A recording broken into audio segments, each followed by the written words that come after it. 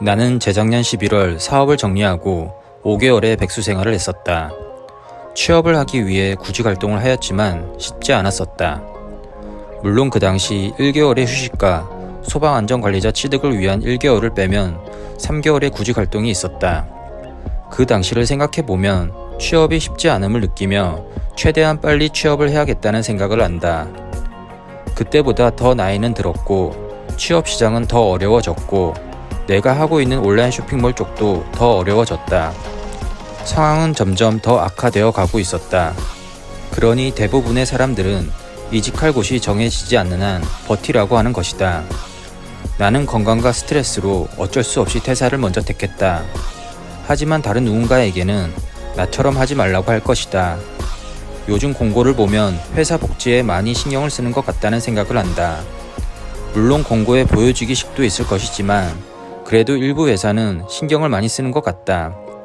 시차 출근제, 눈치 안 보는 연차, 칼퇴 보장, 중식 제공, 무한 간식 제공, 생일날 반차, 매월 마지막 주 금요일 오전 근무 등 참 다양하다. 나도 이제 옛날 사람이구나 싶은 생각이 든다. 내 연차도 눈치 보고 못 썼던 기억이 있고 석식이 제공되지 않는데도 야근을 했었던 기억이 있다. 그땐 그게 당연한 것이라 생각했다. 지금 생각해보면 내가 왜 그랬을까 싶고 윗분들은 왜 그렇게 했을까 싶다. 그래서 아재인 나에게 복지는 이거 딱 3개면 된다. 재윤, 꼬라지. 첫째, 칼퇴 보장. 워라밸은 굉장히 중요한 부분이라 생각한다. 예전에 내 의지로 야근하고 주말에도 나와 일을 했던 적이 있다. 내 의지로 즐거워서 그리했지만 지나고 난 지금 생각해보면 우물 안에 개구리가 되어 있었다. 자는 시간 빼고 왼종일 회사에만 있고 회사 사람들과 얘기를 하니 바깥 상황을 전혀 인지하지 못하는 것이다. 온라인 세상의 트렌드는 이렇게 변해가는데 내부적으로 우리끼리만 좋다고 얘기하고 있는 것이다. 차라리 업무 시간 집중하고 퇴근하여 집에서 쉬면서 유튜브를 보든 여러 매체를 접하면서 얻는 정보가 더 유익할 것이다.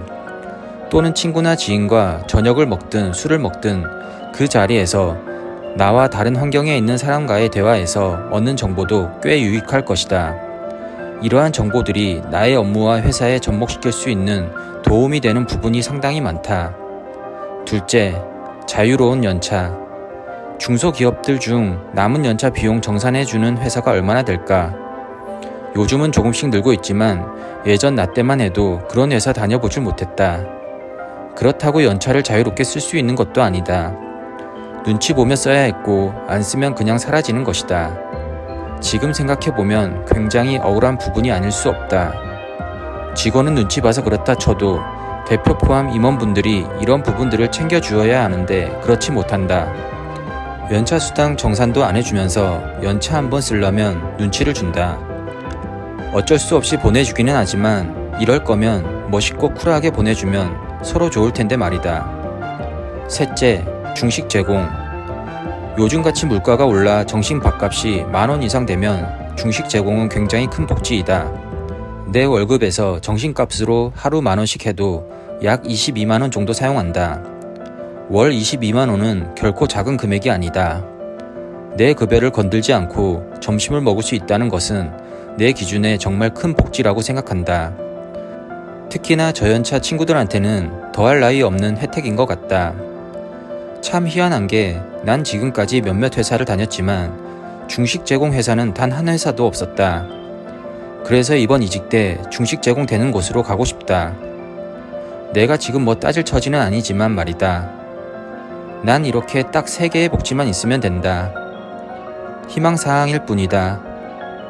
내가 지금 뭐 따질 처지가 아니다. 자꾸 이런 거 따지면 지원할 회사가 줄어든다. 정도껏 생각하고 일단 지원하고 면접까지 꼬리내야 한다. 그래도 시차 출근제, 생일날 반차, 마지막 주 금요일 조기 퇴근은 겪어보고 싶기는 하다. 이런 복지와 함께 회사 생활을 한다면 삶의 질이 달라질 것 같기는 하다. 그리고 구직 활동을 하면서 공고를 보며 아주 예전과 달라진 점이 하나 있다. 이것은 꽤 오래전부터 바뀌어 가는 것이었고 이미 대부분의 회사는 바뀌었다. 하지만 아직 그렇지 못한 회사들이 있다. 바로 수습기간 동안의 월 급여를 적게 주는 것이다. 경력직으로 보면 수습기간이 1에서 3개월 된다.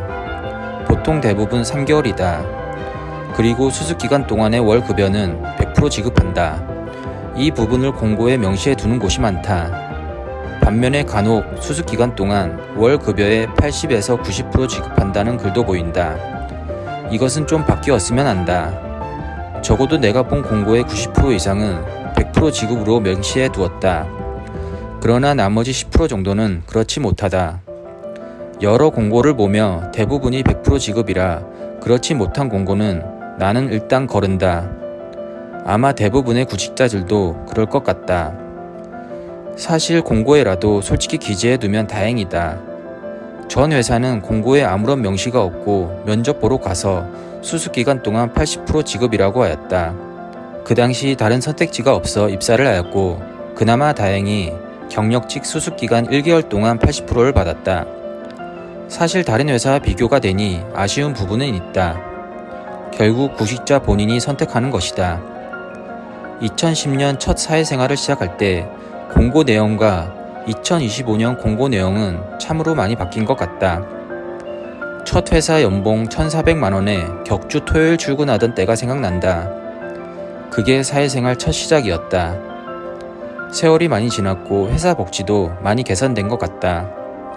또한 내 나이도 어느새 42살이 되었다. 나도 나지만 나보다 젊은 후배들이 좋은 환경과 복지에서 일하기를 바란다. 자, 이제 두 번째 면접을 보러 가보겠다. 또 떨리지만 또 궁금하다. 부지런히 움직이자. 화이팅!